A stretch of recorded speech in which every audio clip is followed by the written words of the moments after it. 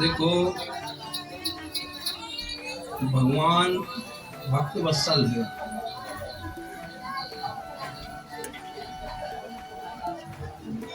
जो भगवान निराकार,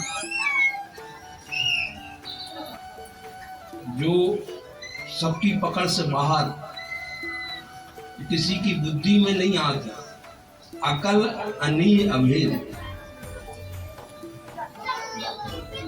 किसी की भी बुद्धि में न विवेक में भगवान की एक झलक भी नहीं दिखाई देती, न उसके समझ में आती है। निराकार की स्थिति तो आती है, लेकिन साकार की स्थिति समझना अति कठिन है। निर्गुण ब्रह्म सुलभ अति, सगुण जान कोई कोई। निर्गुण ब्रह्म तो सभी जानता, लेकिन सगुण ब्रह्म को जो जानता है वो भगवत कृपा के अलावा नहीं जान सकता। तो भगवान जो है कितने बड़े दयालु हैं, तो वो पूर्ण ब्रह्म है। जो उनकी एक एक रोम में कोटि कोटि ब्रह्मांड समाहित है, वो रूप धर के कैसे आ गए और अपने आंगन में खेल रहे हो, भक्तों को सुख दे रहे हो, नाना प्रकार के सुख दे रहे हो, उनकी भावना के अनुसार भगवान। तो जी कैसे सुलभ हो गई? क्योंकि जो एक उनके अंदर जो गुण है भगवान के अंदर, हरि व्यापक सर्वत्र समाना, प्रेम ते प्रकट होई में जाना। अगर आपके भाव हैं, आपका निर्मल प्रेम है, तो वो जो निराकार ब्रह्म है वो सगुण रूप धारण करके आ जाता है, आपके आंगन में खेलने लगता है। ये भगवान की बड़ी अयोध्य की कृपा है, क्योंकि इसको कोई प्रेमी ही जान सकता है। न कोई योगी जान सकता है, न कोई ज्ञानी जान सकता है, इसको केवल कोई प्रेमी ही जानता है। देखो, उद्धव जी भगवान के बगल में बैठे रहे, लेकिन उद्धव जी को जो ज्ञान नहीं हो कि ये पूर्ण ब्रह्म है। पूर्ण ब्रह्म को अनुभव कब हुआ? जब भगवान ने उद्धव जी को गोपियों के सानिध्य में भेज दिया, तब उन्हें अनुभव हुआ कि अरे ये तो पूर्ण ब्रह्म है। ज्ञान की इतनी पराकाष्ठा नहीं होती है कि ब्रह्म को पकड़ सके, ब्रह्म का अनुभव कर सके। निराकार का तो अनुभव हो जाता है, लेकिन सगुण साकार का अनुभव अत्यंत कठिन है। सगुण साकार का अनुभव होना केवल नाम के, निरंतर नाम की धार के अलावा भगवान का सगुण साकार रूप का अनुभव नहीं होता है। बड़े बड़े ज्ञानी भी बैठे रहते हैं, बड़े बड़े अनुभवी भी बैठे रहते हैं, लेकिन नाम न होने के कारण से, नाम की रटन न होने के कारण से वो भगवान को साधारण समझता है। जो नाम जपेगा उसको ही भगवान की पूर्ण ब्रह्म का अनुभव होगा।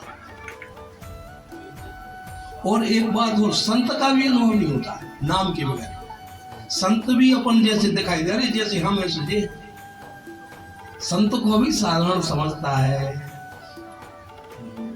अच्छा, जैसे भगवान अवतार लेके धर्म की स्थापना करके भक्तों को सुख प्रदान करते और भगवान अपने धाम में पधार जाते, तो वे कोई माया में नहीं फंसते। वे भक्तों के कल्याण के लिए, भक्तों के सुख देने के लिए भगवान अवतरण होते हैं। इसी प्रकार के भगवान के भक्त भी अवतरण होते हैं, वो वे भी माया में नहीं फंसते। ये मत समझना कि जैसे हम फंसे संत भी फंस गए। जिस प्रकार से एक कोई पानी में डूबने लगता है तो गोताखोर उसको बचाने के लिए कूद पड़ते हैं, गोताखोर। तो गोताखोर भी पानी में आ जाते हैं और वो जो डूबने वाला वो भी पानी में है। तो गोताखोर को क्या तुम डूबा हुआ मानोगे क्या? अरे वो भी तो पानी में आ गया, वो भी तो पानी में आ गया, लेकिन नहीं, वो सुरक्षित है। वो बचाने के लिए, किसी डूबते हुए को बचाने के लिए गोताखोर ने डाई लगाई, उसको बचाया। इसी प्रकार संत भी अपन को लगते हैं कि माया में फंसे हैं, लेकिन वे अपन लोगों के कल्याण के लिए वे इस संसार में उतरे हैं। ठीक, तो जिस प्रकार भगवान कल्याण के लिए, भक्तों को सुख देने के लिए भगवान अवतार धारण करते, ऐसी भक्ति भी सबको सुख देने के लिए, सबको भगवान की भक्ति से लगाने के लिए, इस प्रकार भगवान के भक्त का भी अवतार होगा। तो ये भेद बुद्धि नहीं होना चाहिए। जिस प्रकार से भगवान और भगवान के भक्त दोनों में एक सौ ही भाव होने चाहिए, एक से ही श्रद्धा होनी चाहिए। और भक्त के बगैर भगवान की भक्ति में दृढ़ता नहीं आती। अगर आप भगवान की भक्ति कर रहे हो, भक्त की नहीं कर रहे, भक्त के प्रति भाव नहीं है, तो आप अधूरे रहोगे, आप में भक्ति की जड़ें नहीं जमेंगी। भक्ति की जड़ें जभी जमेंगी जिस प्रकार से आप भगवान की सेवा में, उसी प्रकार से किसी भक्त के भी अनुरूप रहना पड़ेगा, तब आपकी भक्ति की जड़ें जमेंगी। इसलिए जो भगवान का अवतरण होता है, तो भगवान की जो अत्यंत प्रेमी भक्त है, और केवल भगवान प्रेम के कारण से ही भगवान का प्रादुर्भाव होता है। इसमें कोई दूसरे जो कारण है, ये तो है, लेकिन मूल कारण प्रेम ही है। तुम सारी के संत प्रिय मोरे, धर्म देह नहीं अन्य मोरे।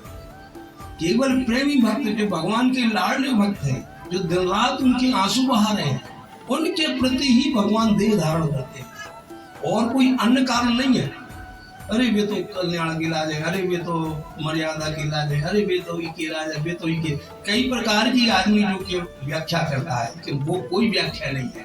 केवल भगवान प्रेम की वशीभूत होकर ही भगवान अपना देह को उत्पन्न करते हैं, देह धारण करते हैं। और भगवान का जो स्वरूप है वो पांच भौतिक नहीं होता है। भगवान का चिन्मय ब्रह्म स्वरूप होता है। जैसा अपन का पांच भौतिक शरीर है, भगवान का पांच भौतिक नहीं होता है, भगवान का ब्रह्म स्वरूप होता है। और वो जो शरीर है भगवान का, वो निरंतर ही रहता है, निरंतर ही रहता है। चाहे 1 लाख वर्ष हो जाए, चाहे 2 लाख, चाहे 10 लाख, चाहे 1 करोड़ साल हो जाए, चाहे 2 अरब साल हो जाए, चाहे कितना करोड़ों कल्प व्यतीत हो जाए, भगवान का शरीर में अंतर नहीं आता है। क्योंकि भगवान का शरीर दिव्य है। भगवान का शरीर जो है ब्रह्म से ही बनता है। कोई जो पंच तत्व है, या कोई धातु से, या कोई क्रिया से, इस प्रकार से नहीं बनता है। भगवान का स्वयं ही ब्रह्म स्वरूप जो शरीर होता है, वो कभी भी क्षण भर के लिए या क्षण भर के लिए थोड़ा भी अंतर नहीं आता है, कभी विकृति नहीं आती है भगवान के शरीर में। भगवान का सदा नवीन शरीर बना रहता है। भगवान का शरीर हमेशा किशोरावस्था में बना रहता है। भगवान हमेशा 16 वर्ष के रहते हैं, हमेशा। चाहे 1 लाख वर्ष हो जाए, चाहे 1 अरब साल हो जाए, भगवान 16 वर्ष के रहते हैं। बोलो श्री सीताराम।